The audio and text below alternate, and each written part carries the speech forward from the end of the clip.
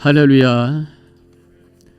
이 자리에 오신 여러분들 주님의 은혜 가운데 하나님의 큰 은혜가 또 새롭게 체험되는 복된 이 시간이 되어주시기를 주님의 이름으로 간절히 축원합니다.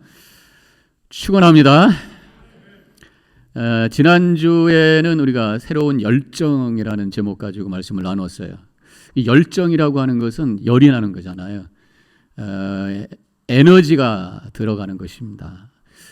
그렇게 에너지가 나오기 위해서는 내 안에 힘이 있어야 되고 능력이 있어야 되죠. 그래서 오늘 말씀의 제목은 새로운 능력, 열정을 위한 능력에 대한 말씀을 함께 나누기 원합니다. 오늘 말씀이 시작이 되면서 4장 1절에서 앞부분에 그러므로 이렇게 시작이 됩니다. 그러므로는 여러분들 옛날 한국에서 국어 문법 배우셨겠습니다마는 접속 부사, 그래가지고 앞에 내용하고 뒤에 내용을 연결시키는 부사예요.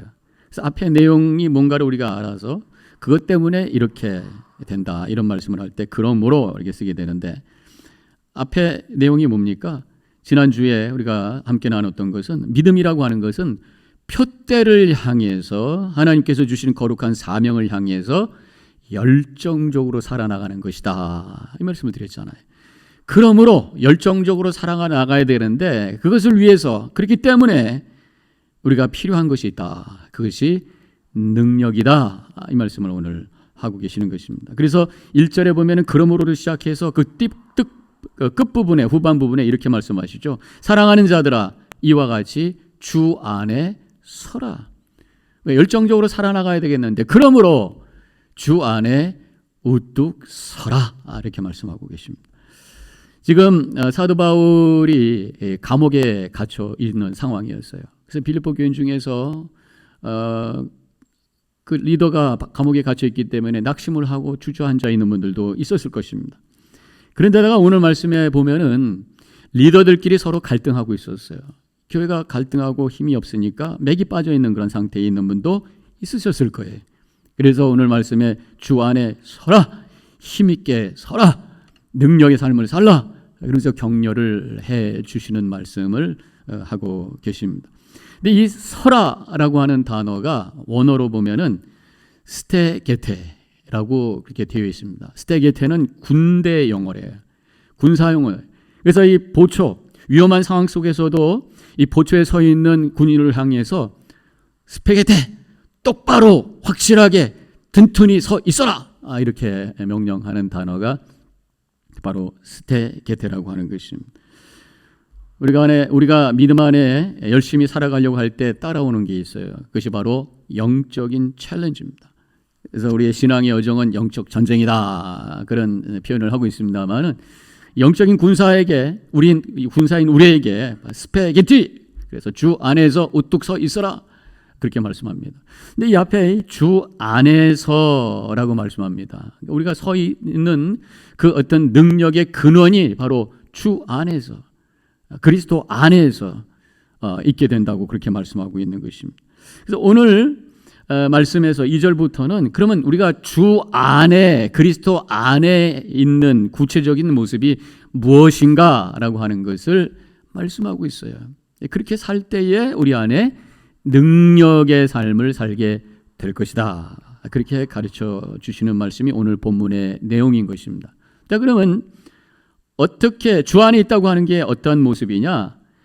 2절에 보면은 같은 마음을 가지고 사는 것이다. 신앙의 공동체가 하나가 되어서 서 있는 모습이 바로 우리가 주 안에 있는 그런 삶의 모습이다. 이렇게 말씀하고 있습니다. 2절에 이렇게 쓰여져 있죠. 내가 유오디아를 권하고 순두개를 권하노니 주 안에서 같은 마음을 품으라. 그렇게 말씀하고 있습니다. 예수 그리스도를 통해서 우리가 하나 될 때에 그것이 악한 영을 이겨낼 수 있는 능력의 근원이 될 것이다. 그렇게 말씀하고 있는 것입니다. 교회가 평안해야 성도들이 능력의 삶을 살게 되는 줄로 믿습니다. 안 믿습니까? 교회가 분란이 있고 어려움이 있으면 맥이 빠지게 되어 있잖아요. 제가 우리 교회 한번 말씀드렸습니다만은 처음에 파송받아서 왔을 때 어떤 회의에서 어떤 분이 질문을 하셨죠. 목사님, 먼저 교회에서 부흥이 됐다고 그러는데 비결이 뭡니까? 그래서 제가 그저 주저없이 말씀했던 게 뭐냐면 교회가 평안하면 됩니다. 교회가 평안하면 됩니다.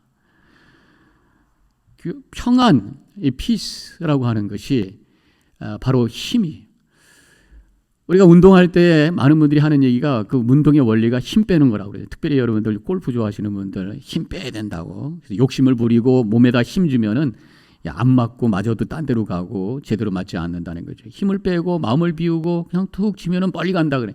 그래서 평안이 힘이다. 마음이 평안할 때에 거기서 힘이 생기는, 교회가 평안할 때에 성도들이 능력이 생긴다는 거죠. 우리 교회 지금까지도 평안하셨어요. 요즘에는 잘 모이지 못하니까 더 평안한 것 같아요. 별로 뭐 교회 안에 시끄러운 소리가 없어요. 근데 이것이 전정 우리 교회에 앞으로 계속해서 지금까지도 그렇게 해오셨지만 평안한 교회를 함께 만드셔서 능력을 바라는 성도들이 되어주시길 주님의 이름으로 간절히 축원합니다. 본문에 보면은 유오디아와 순두계라는 이름이 나와요. 교회 지도자란 얘기죠. 이름을 드러낸 걸 보면 특별히 교회의 리더들 사이에 갈등이 일어나면 안 되는 거예요. 교회 리더가의 갈등이 생기면 교회가 평안할 수가 없어요. 그렇게 되면 나가서 우리가 능력의 삶을 살 수가 없는 것입니다. 교회 안에서의 갈등은 이유가 무엇이든 간에, 죄송합니다 이렇게 표현을 해서, 한심한 모습이, 왜냐하면 우리는 같은 편입니다. 우리가 싸워야 될 대상은 여기 있는 것이 아니라 밖에 있어요. 악한 마귀와 우리가 싸워서 승리해야 되는 것이 우리 교회인 줄로 믿습니다. 근데 서로 갈등한다면 얼마나 한심한 모습이. 전쟁할 때에 한심한 뉴스를 우리가 가끔 듣게 되는데 그게 뭐냐면 friendly fire. 제가 한번 말씀드렸죠. 적에다가 총을 쏴야 되는데 아군에다가 실수해서 총을 쏘는 거란 말이에요. 올해 1월 8일에 이란에서 일어났던 일 기억하시죠? 테헤란 공항에서 비행기가 이렇게 떴어요. 그 안에는 이란 자국인이 147명이 있었고 외국인이 조금 있었는데, 아니 미사일 쏘는 사람이 거기다 대고 쏜 거예요. 자국인들을 죽인 거란 말이에요. 프렌들리 파이어즈. 근데 그 사람들은 지금 미국하고 이때 군사 긴장이 있을 때 미군기가 폭격기가 오는 줄 알고 걷다 대고 쏜 거예요. 그것도 한 방이 아니라 두 번이나 해요. 처음에 맞았을 때는 떨어지진 않았대요. 근데 확인하느라고 또 하나 쏴가지고 완전히 폭파시켜서 전원이 다 사망한, 얼마나 한심한 모습이. 교회 안에서의 갈등이 이러한 모습이라 그런 얘기입니다. 축구할 때의 한심한 모습이 뭡니까? 자살골이잖아요. 제가 그래서 자살골만 들어가 있는 동영상을 하나 봤는데, 어느 동영상에 보니까 이제 상대편에서 이제 코너킥을 딱 쳤어요. 코너킥이 쫙 옵니다. 그러면 골대 앞으로 오니까 놀래가지고 이제 발로 그걸 막아낸다고 세게 찼는데 옆에 있던 동료 얼굴을 꽉 맞춰가지고 그 동료는 땅바닥에 자빠지고 그 공은 쑥 들어가 버린 거예요. 두 번의 엉뚱한 볼을 친 거죠. 자기 동료를 넘어뜨리고 가다 자살골을 집어넣은, 얼마나 한심한 모습이. 교회 안에서의 갈등이 바로 이런 모습이라 그런 얘기입니다. 교회는요, 가정과 더불어 하나님이 만들어주신 공동체입니다. 우리에게 주신 회복의 장소예요. 생명과 능력의 근원이 바로 이 가정과 교회에 있습니다. 가정은요, 매일매일의 회복의 장소입니다. 아침에 일어나서 직장에 가서 또 가게에 나가서 그냥 죽도록 힘들게 하루 지내다가 집에 와서 사랑하는 가족들과 함께 식사 나누면서 하하호호하다가 잠 푹 자면 딱 회복이 되어서 그 아침에 다시 힘있게 출발할 수 있는 그곳이 가정이. 교회도 마찬가지입니다. 일주일 동안 우리가 세상에 살면서 얼마나 많은 도전이 있고 영적인 어려움이 있습니까? 근데 함께 모여서 성도들끼리 서로 사랑하고 예배드리면서 감격의 은혜를 체험하고, 그러면서 다시 한번 새롭게 능력받아서 한 주간을 향해서 출발할 수 있는 것이 바로 교회인 줄로 믿습니다. 가정과 교회 회복의 장소라고 하는 것입니다.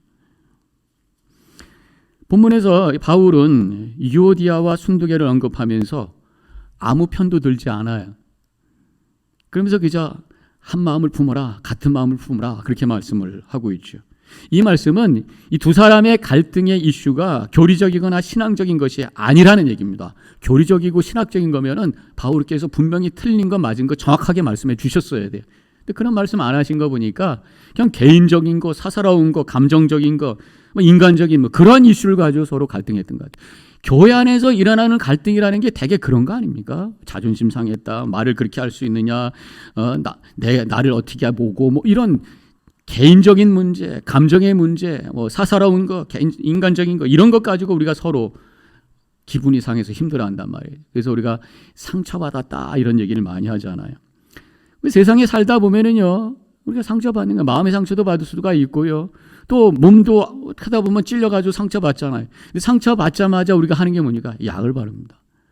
언젠가 우리 홍성홍 목사님이시라고 아시죠? 우리 필리핀 선교사님, 그분의 책에 읽어보면은 그 지역에 있는 사람들이 너무 안타까운 게 몸에 상처가 왔어요. 1불짜리 약만 발라도 날 수 있는 거 같아요. 1불이 없어가지고 그냥 놔뒀다가 덧나가지고 팔이 잘라지고 발이 잘라지는 그러한 한심한 모습이 그 속에 있더라. 그게 너무 안타까워서 그들을 향한 마음을 가지고 제 사역을 하게 되었다. 이런 고백을 하잖아요. 그러니까 우리도 마찬가지입니다. 마음의 상처, 영혼의 상처가 왔을 때 빨리 약을 바르면 돼요. 근데 그것을 그냥 품고 있어요. 근데 그것이 안으로 영적으로 썩어 들어가서 나중에 수습 못할 그런 상황이 될 때가 얼마나 많아요. 하나님께서 우리에게 약을 주신 줄로 믿습니다. 신약과 구약, 하나님의 말씀의 약으로 바르시길 바랍니다. 그리고 기도의 밴디지 갖다 탁 붙여버리는 거예요. 말씀 묵상하고 하나님께 그 답답한 거 가지고 기도할 때에 하나님께서 우리에게 회복의 은혜를 허락해 주시는 줄로 믿습니다. 근데 그거를 그냥 안 하고 그냥 끙끙거리고 그냥 속상한 마음만 갖고 품고 있으니까 나중에 큰 문제가 생기는 거란 말이에요. 제가 들은 얘기인데 어떤 교회에서 바자를 하는데 어떤 성도님이 홈메이드 케이크를 만든 거예요. 대게 만들어 온 거예요. 그래가지고 팔아서 이제 도네이션 하려고 그랬죠. 근데 어떤 분이 하나 사다가 좋으니까 하나를 더 샀어요. 그랬더니 이분이 팔면서 혼자서 다 사시면 어떻게 해요? 이렇게 한마디를 했는가 봐요. 거기에 마음의 상처가 돼가지고 15년 동안 교회를 안 나왔대. 이거 얼마나 참 어처구니 없는 얘기입니까? 어떤 목사님이 이제 새로운 교회에 부임을 했어요. 근데 뭐 문제가 지금 있던 교회라고 해서 가봤더니 앉아있는데 17명만 앉아있는 거예요. 교회가 큰 문제가 있어가지고 교인들이 많이 떠나고 남아있는 분들이 7분인데 냉랭하더라는 거예요. 이제 예배가 끝나고 축도를 합니다. 할렐루야, 하나님 축원할지어다. 축원하여 축복하여 주옵소서. 눈을 떴더니 축도 시간에 다 나가서 아무도 없더라는 거예요. 서로 끝나고 얼굴 보기가 싫어가지고 그나마 남은 17명이 축도 시간에 다 집에 가버린 거예요.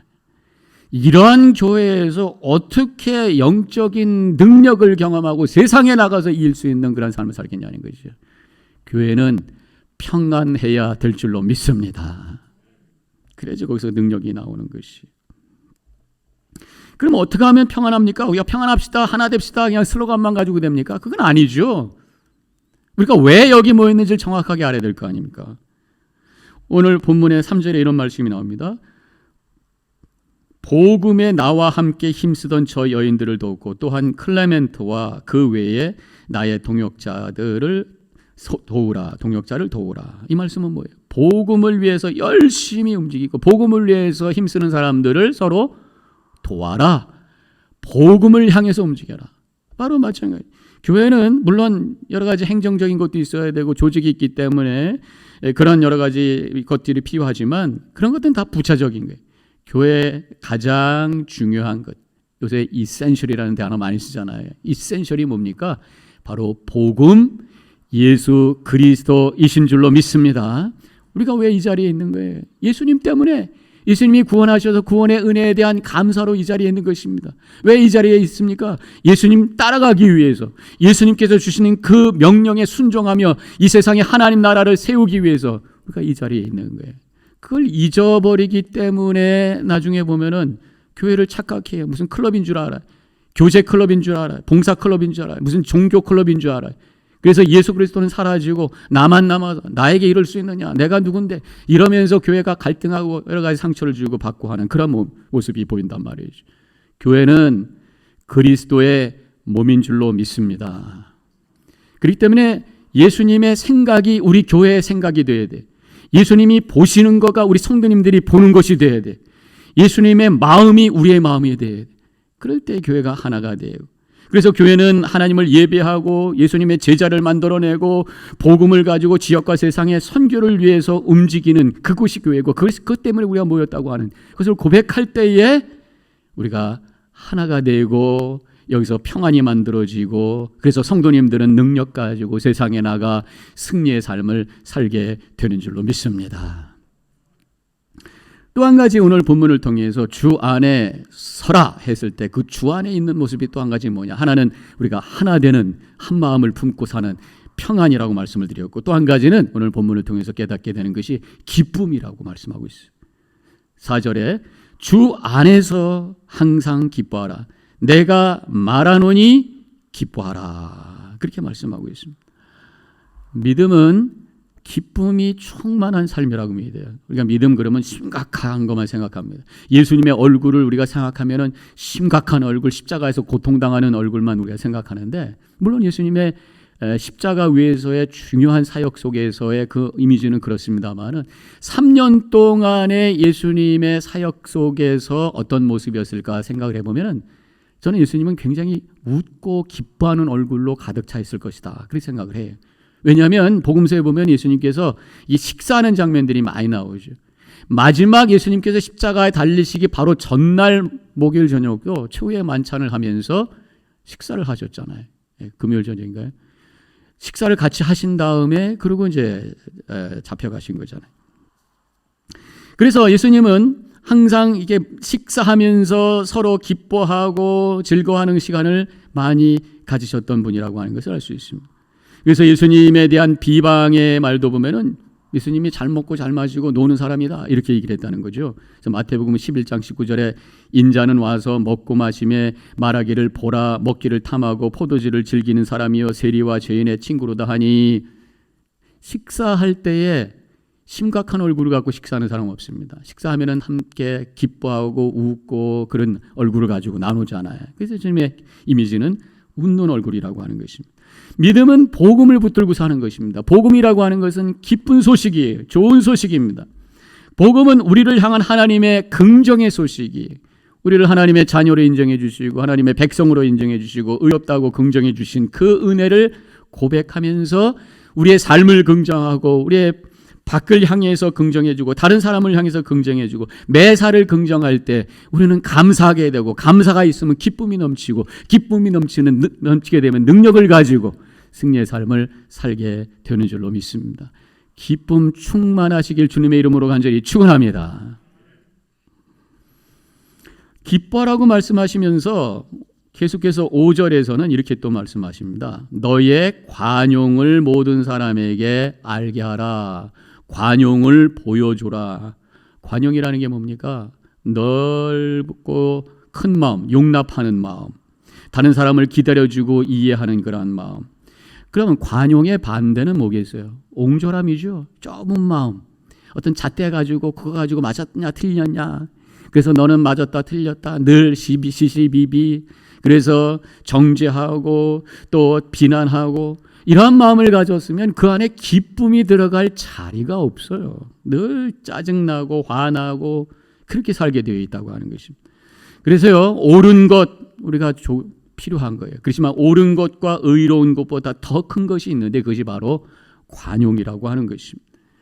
우리 믿는 자들은요, 이렇게 관용, 시시비비보다는 덕을 추구하고 관용을 추구하고, 사도 바울이 그렇게 말씀하셨어요. 고린도전서 10장에 보면은 우상에게 제물을 바친 음식을 먹을 것이냐 말 것이냐 이런 이슈가 나왔어요. 사도 바울은 그것보다 더 중요한 것이 덕이다 그러면서 이렇게 말씀하십니다. 고린도전서 10장 23절에서 모든 것이 가하나 모든 것이 유익한 것이 아니요 모든 것이 가하나 모든 것이 덕을 세우는 것이 아니니, 덕을 세우는 것이 중요하다. 옳고 그른 것보다 더 중요한 것이 관용이고 덕이다, 이렇게 말씀하고 있습니다. 이런 넓은 마음 또 기쁜 마음을 갖기 위해서는요, 주님과 교통해야 돼. 주님의 마음이 내 속에 들어와야 돼. 그 교통은 바로 기도입니다. 그래서 기도하라고 6절에서 이렇게 말씀하고 있어요. 모든 일에 기도와 간구로 너의 구할 것을 감사함으로 하나님께 아뢰라. 우리의 기쁨을 빼앗아 가는 게 뭡니까?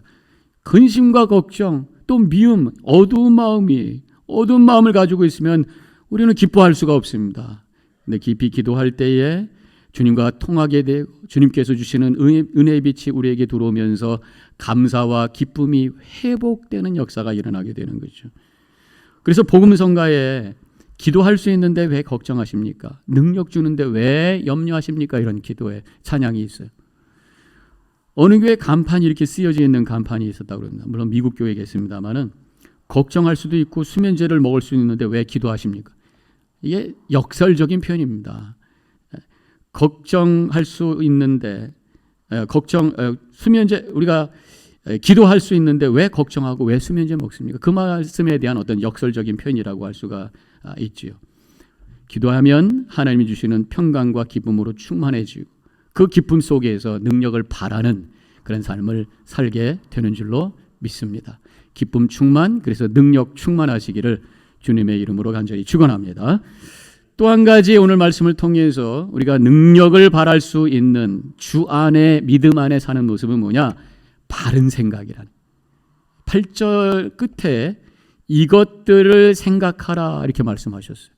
그리고 그 이것들이 무엇인지를 그 앞에 쭉 리스트업하고 있는데 참된 것, 경건한 것, 옳은 것, 정결한 것, 사랑스러운 것, 칭찬과 찬사를 보낼 만한 것들, 바르고 또 밝고 거룩하고 이러한 생각을 할 때에 영적인 능력을 바랄 수 있는 삶을 살게 된다. 그런 말씀입니다. 우리 인간은 생각하는 존재, 이성적인 존재. 그래서 내가 무엇을 생각하느냐가 너무너무 중요해. 그래서 어떤 분은 우리가 무엇을 가지고 있느냐보다 더 중요한 것이 무슨 생각을 하고 있느냐다 이렇게 말씀하고 있습니다. 아무리 많은 것을 갖고 있어도 생각이 잘못되면 행복하지가 않아요. 내가 가진 것이 좀 부족해도 생각만 바로 하고 있으면 행복해요. 생각하는 대로 우리가 말하게 돼 있고 말한 대로 우리가 행동하고 또 우리가 결정하게 돼. 그 근원이 바로 생각이라고 하는 것입니다. 그래서 그 생각이 그 인생을 만들고 결국 그 생각이 운명을 결정짓기 때문에 생각이 중요하다. 그래서 성경에도 보면 잠언서 4장 23절에서 모든 지킬 만한 것 중에 더욱 내 마음을 지키라 생명의 근원이 이에서 남이니라 그렇게 말씀하고 있습니다. 생각을 하면서 살라는 얘기예요. 생각하지 않고 있으면 그럼 어떻게 됩니까? 느껴지는 대로 그냥 땡기는 대로 흘러가는 대로 살게 되잖아요. 그러면 뻔해요. 그냥 욕심 쫓아가는 거예요. 죄 쫓아가는 겁니다. 사탄 마귀에 조종당하게 되는 것입니다. 그렇게 돼서야 거기서 어떠한 능력이 생기겠어요. 우리 생각해야 돼. 근데 생각하려면 생각거리가 있어야 돼. 생각의 재료가 있어야 돼. 그래서 우리가 하나님의 말씀을 깊이 묵상하면서 주시는 하나님의 그 말씀을 가지고 생각하고 결정하며 살아갈 때에 거기에 거룩한 생각이 만들어지게 되고 거기에 능력의 삶을 살게 된다고 하는 것입니다. 생각하라고 하는 이 말씀은요, 생각을 바꾸라는 의미가 그 속에 담겨져 있는 거예요. 지금까지 생각하던 기준을 지금 바꿔보라는 거예요. 내 중심에서 하나님 중심으로 살아보라는 것입니다. 보는 각도, 생각하는 각도가 바뀌면 안 보이던 것이 보이게 되어 있어요. 그래서 우리가 하나님의 중심을 가지고 하나님 중심으로 생각하기 시작할 때에 나에게 일어나는 새로운 하나님의 은혜를 발견하게 되고 그래서 감사하면서 그래서 기쁨 삶을 살게 된다고 하는 것이죠. 화씨 32도 이게 무슨 온도입니까? 섭씨로는 0도죠. 이것이 생각하기에 따라서 명칭이 바뀌어요. 우리가 살고 있는 이러한 따뜻한 것이 훨씬 많은 지방에서는 이 화씨 32도를 빙점이라고 얘기합니다. freezing point라고 그러죠. 어는 점이다 그런 얘기죠. 그런데 알래스카 같이 저 북쪽 아니면 저 남극 이런 데 있는 데서는 32도가 melting point예요. 해빙점, 녹는 점입니다. 똑같은 32도인데 어디서는 빙점이라고 그러고 어디서는 해빙점이라고 그래요. 보는 각도에 따라서 똑같은 것이 바뀌게 되어 있다 그런 말씀이에요. 내가 어느 중심에 있느냐가 참 중요해. 내가 원하는 것이 중심이면 100을 우리가 요구하게 되고 그렇게 된다면 세상의 것이 내가 원하는 대로 되는 게 어디겠어요? 항상 모자라요. 10이 모자라도 불만, 20이 모자라도 불만. 그런데 하나님이 중심이 되면 나는 제로가 되는 거예요. 나는 세상에 나온 것이 아무것도 가지고 나온 게 없어요. 10을 주셔도 할렐루야, 20을 주셔도 할렐루야. 모든 것이 하나님의 은혜, 하나님 중심으로 살 때에 하나님의 은혜가 보이고 감사하게 되고 세상을 향해서 자신감을 힘있게 살아가는 놀라운 역사가 우리 가운데 임하게 되는 줄로 믿습니다. 우리 안에 능력을 갖기 위해서는 우리 성도가 같은 마음을 품어야 돼. 서로 갈등하면 안 돼. 또 항상 기뻐할 때 능력이 생깁니다. 또 바른 생각, 좋은 생각 가지고 살아갈 때에 그것에 영적인 능력이 생기고 그것을 발휘하는 삶을 살게 되는 줄로 믿습니다. 한 주간도 우리 성도님들 주님께서 주시는 능력 가지고 열심히 사셔서 모든 악한 영들을 이겨내시며 승리의 계가로 하나님께 영광 돌리시기를 주님의 이름으로 간절히 축원합니다. 기도하십시다. 오늘 말씀을 묵상하면서 능력의 삶을 살기를 원하시는 주님의 뜻을 가슴에 담고 결단하는 이 시간이 되시기 바랍니다. 갈등을 극복하고 기쁨을 회복하고 우리의 생각을 바로 세울 때에 주 안에서 우뚝 설 수 있는 능력의 삶을 살 수 있음을 말씀해 주셨습니다. 묵상 기도하겠습니다.